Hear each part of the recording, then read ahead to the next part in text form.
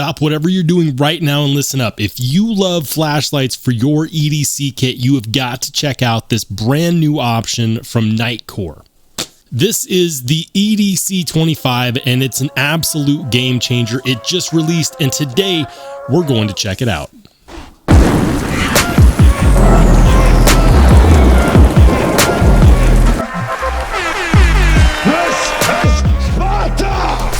Hey, how's it going, everybody? If you're new here, welcome in. And if you've been here before, welcome back. I'm Rollshambo, the connoisseur and collector of all things sharp and shiny. And today we're checking out a brand new release from one of my favorite, if not my favorite, flashlight companies. That's Nitecore. They sent me the EDC25. Full disclosure, they reached out and said, hey, would you want to check it out?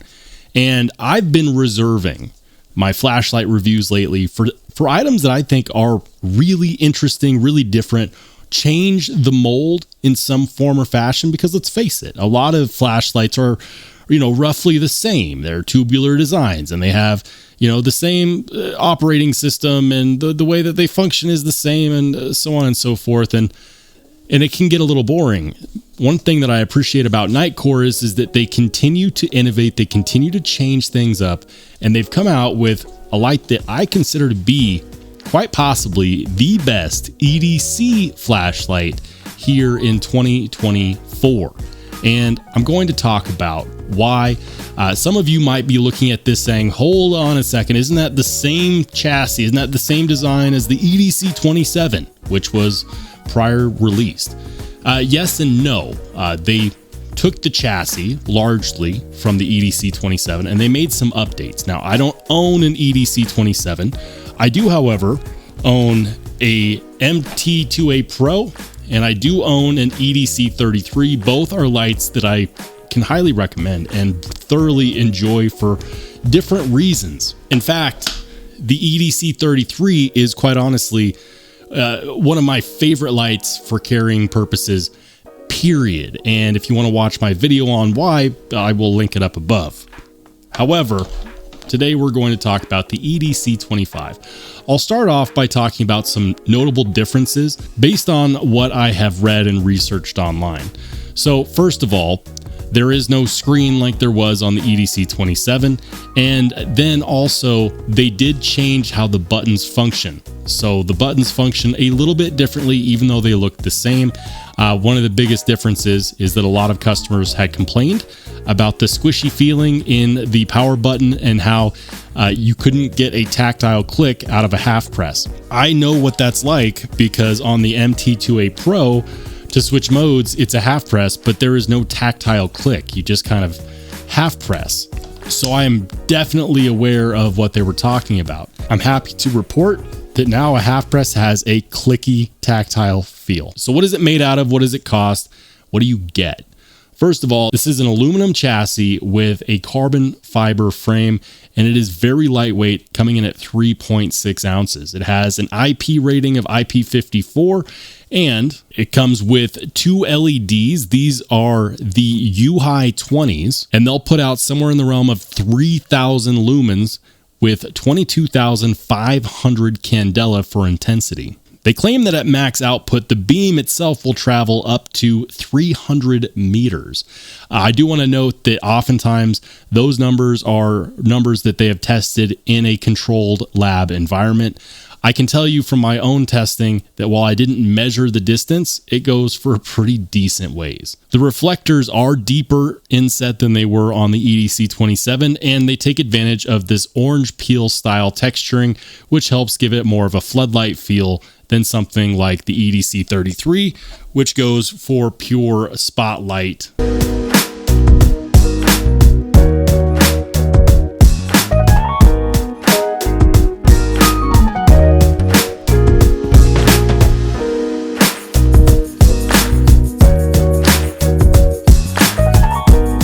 It is USB-C rechargeable and will fully recharge from dead to fully charged within about an hour and 15 minutes. It has a pocket clip that is not deep carry, but if you don't like it, you can in fact remove it.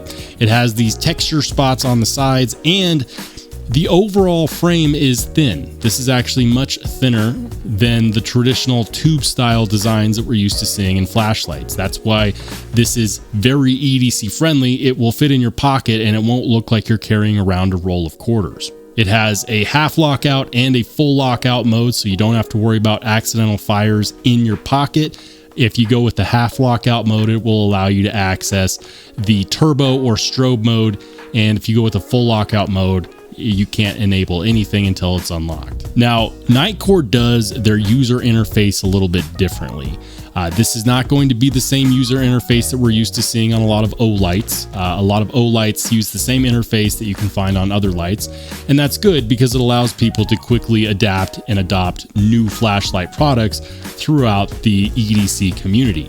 However, once you read the instruction manual on here, you'll find that this is very intuitive and it's easy to use. For example, to lock the light, you just do a full press and wait for the light. If you release after one red light, it'll be in half lockout mode.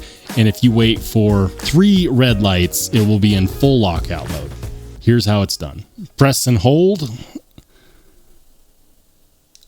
1 light.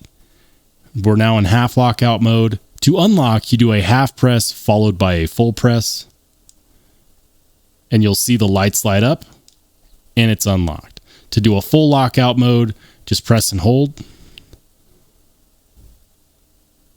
3 flashes and it's in full lockout mode. Nothing is going to work until you unlock this. You can turn it on by doing a full press, and you can see the power level indicated in blue. The green level on the left is the battery level.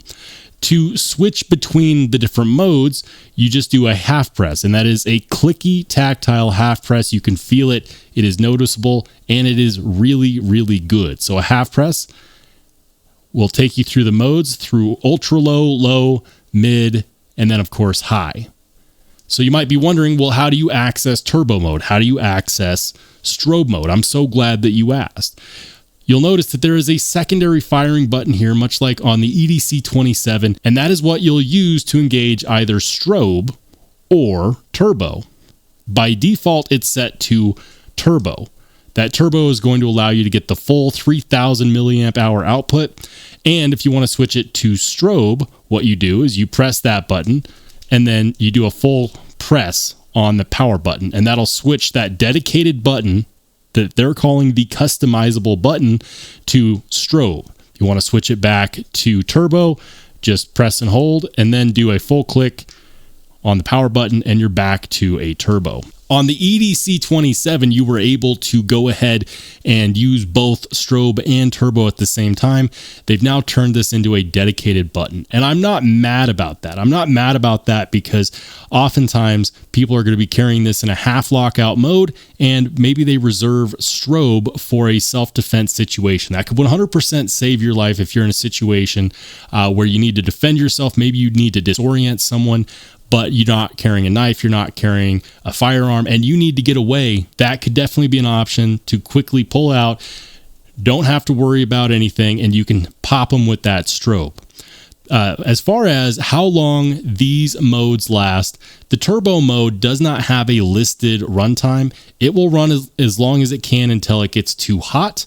I measured it somewhere around 60 seconds, but your mileage may vary based upon where you live and the environment that you're in. As far as the other modes, ultra low is 15 lumens and it'll last 55 hours. Low is 65 lumens and that will last 14 hours. Mid is 200 lumens and it will last 4 hours and 15 minutes. High is 1000 lumens and that will last you for an hour and a half.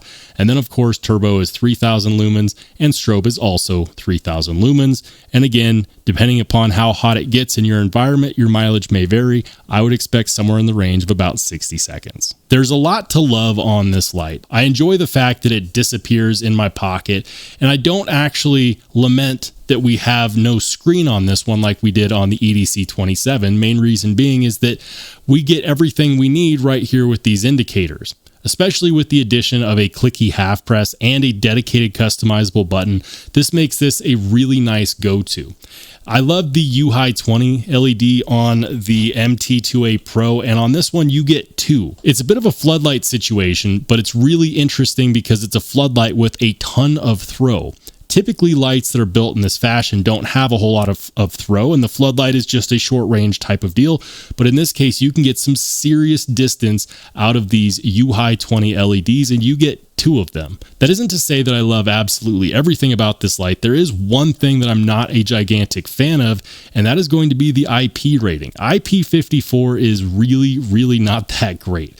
It is basically splash resistant and impact resistant up to a meter, but it doesn't really give you that IP68 protection that we're used to seeing in everyday carry flashlights. If that is something that is a must for you, if you work in or live in a really wet environment, I would highly recommend the EDC33 because it does have that IP68 rating. And then, of course, the second thing that I'm not a huge fan of is the fact that we don't have a replaceable battery. It is rechargeable. It is something that you can pop in your pocket, and it disappears relatively easily.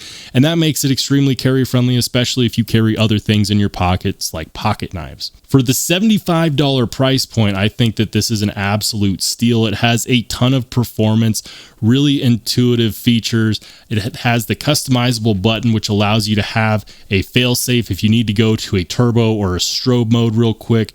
That's very useful. And then, of course, the improvements to that clicky half press is something that I've been wanting ever since I experienced the MT2A Pro, and that was the only con that I had on this light. But now I'm curious what your thoughts are. Are you interested in the EDC25? Are you going to pick one up? Have you already picked one up? And if so, do you like it? Let's have a conversation in the comment section down below.